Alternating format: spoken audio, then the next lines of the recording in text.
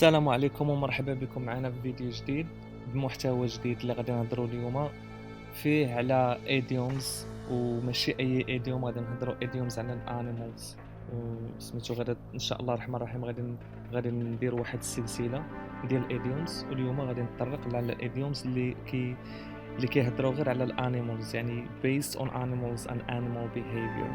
اول idiom في هذا الفيديو هذا هو It's raining cats and dogs. It's raining cats and dogs. المعنى ديالها هي It's raining very hard. It's raining very hard. يعني كتشتا كتصب بزاف. ومن هنا عندنا هذا المثال هذا We can't go now because it's raining cats and dogs. ما نقدروش نخرجوا دابا حيت الشتا كتصب بزاف. والاصل ديال هذه الكلمه هذه هو استعملت أول مرة في 1738 من طرف الكاتب جوناثان سويفت. Like water off a duck's back. Like water off a duck's back. المهم أنا قريتها غير بشوية. هذه العبارة كنستعملوها في واحد مثلا في هذه الحالة إلا قالك شي هضرة خايبة ولا شي نقد ماشي هو هذاك، ولكن أنت ما تسوقش لها، يعني ما غادي تدي منك لا حق لا باطل. I asked Amy if she got upset when journalists wrote negative things about her, and she said she didn't care what they wrote. It was like water off a duck's back.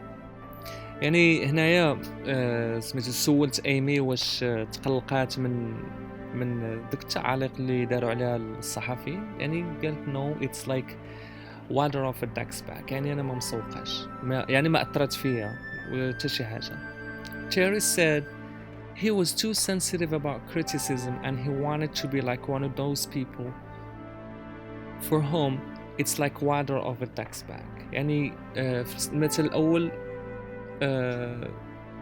إيمي يعني ما تقلقاتش، المثل الثاني إيمي تقلقات. وهذا الأصل ديال الكلمة هذه من تخيلوا مثلا البط يعني سميتو تيكون الزيت، الريش ديالو تيكون مزيت، يعني الماء ما كيدخلش اللحم ديالو، ما كيقيش اللحم ديالو. هذا هو المعنى ديال هذه العباره هذه وعلاش كتستعمل هذه العباره بالضبط. Night owl. You're a night owl if you stay up or do things late at night.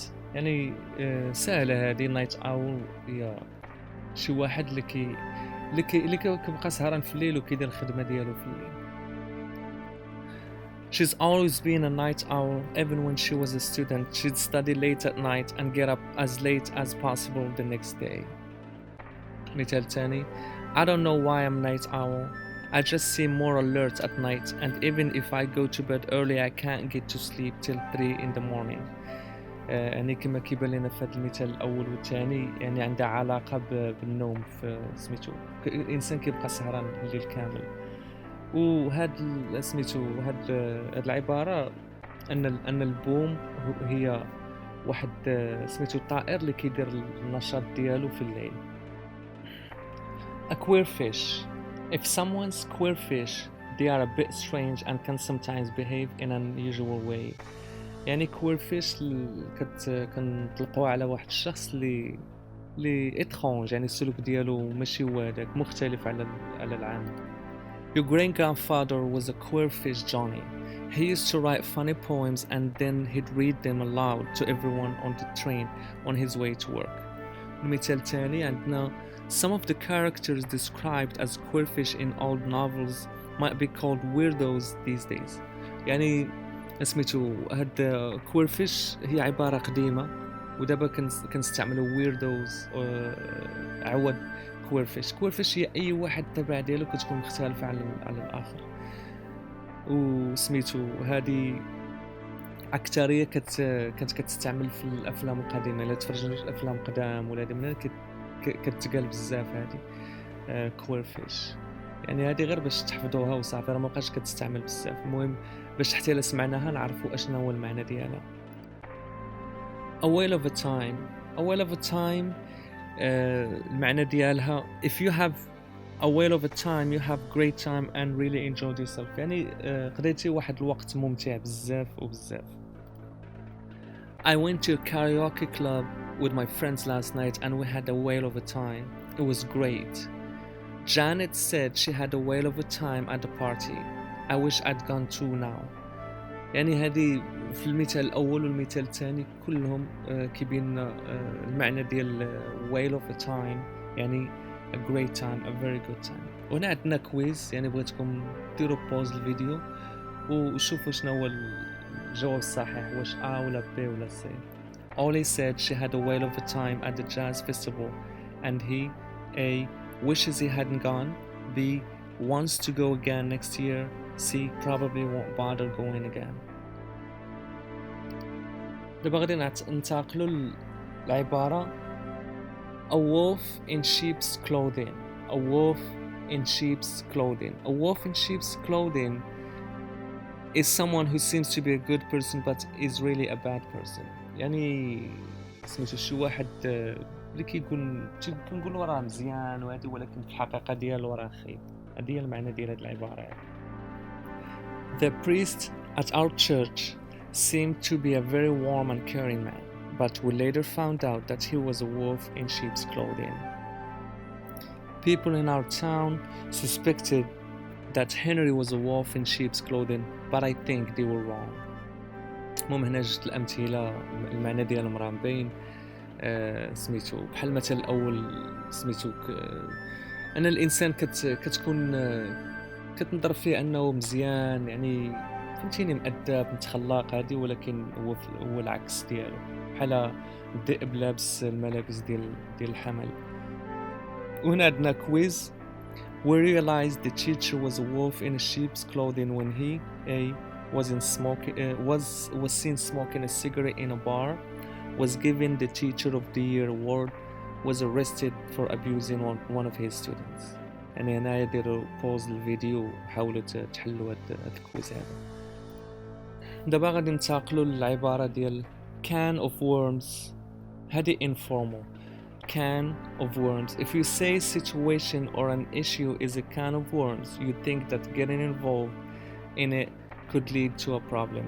يعني كما تنقولوا بالدارجة المغربية غادي تشبد المحل، يعني بعض المرات واحد السيتياسيون غادي تدخل فيها غادي يخرجوا شي حوايج من الجد ما تكونش عارفهم. That's what we mean with can of worms. Corruption in politics is such a can of worms that many journalists won't take the risk of seriously investigating it. المثال الآخر عندنا Kathy never talks about her childhood. She says it's a can of worms she doesn't want to open, though I have no idea why. دابا عندنا هاد الكويز هذا عاوتاني المهم ديروا بوز للفيديو وحاولوا تحلوا يعني تجيبوا الجواب الصحيح اللي هو The investigators knew that examining the company's books might open a can of worms. They suspected there'd be A huge number of worms, B nothing seriously wrong, C evidence of serious crime. Of course يعني سميتو هاد الكويز كامل هذا وحاولوا ملي ديروا الجواب الصحيح ديروه في التعاليق ديالكم. اوكي thank you so much. دابا غادي ننتقلوا للعبارة التالية chickens come home to roost. Chickens come home to roost. If chickens are coming home to roost, someone is suffering the unpleasant consequences of their bad actions in the past. يعني مثلا شي واحد اللي كان دار شي حاجه خايبه في الماضي ديالو داكشي كترجع ليه، يعني العواقب ديالو كترجع ليه. هذه المعنى ديالها. Fred's in the hospital with liver problems. I guess the chickens have come home to roost after all those years of heavy drinking. يعني فريد كان كيشرب بزاف في الصغر ديالو داكشي، يعني الكبده ديالو ولا عندها مشكل، يعني عنده مشكل صحي ودابا في المستشفى. هنا يعني العواقب ديال الشرب ديالو يعني رجع ولا التاثير ديالو رجع عليه. هاد العباره كنستعملوها في واحد مفهوم سلبي. اي حاجه خايبه درتها في الماضي ديالك والعواقب ديالها انا فين كنستعملوا هاد العباره. المهم باش ما يكونش الفيديو طويل عليكم سميتو غادي تكون كما بحال في سميتو في الامثله السابقه، غادي تكون المثل ديال سميتو الاديوم الشرح ديالو وجوج الامثله والكويز ديالو. المهم غادي نخليكم مع الموسيقى حتى نهاية الفيديو إن شاء الله الرحمن الرحيم. عندكم شي سؤال، أي حاجة، شي تعليق، شي إضافة، حتى الجواب على الكويز هذا ديروه في التعليق وإن شاء الله أنا غادي نجاوب على الأسئلة ديالكم. يلا نخليكم مع هاد الموسيقى وسميتو ومع السلامة. وما تنسوش ديروا لايك، وما تنسوش ديروا سبسكرايب، وتبارطاجوا مع الأصدقاء ديالكم إلا كان المحتوى ديال هاد الفيديو هذا عجبكم.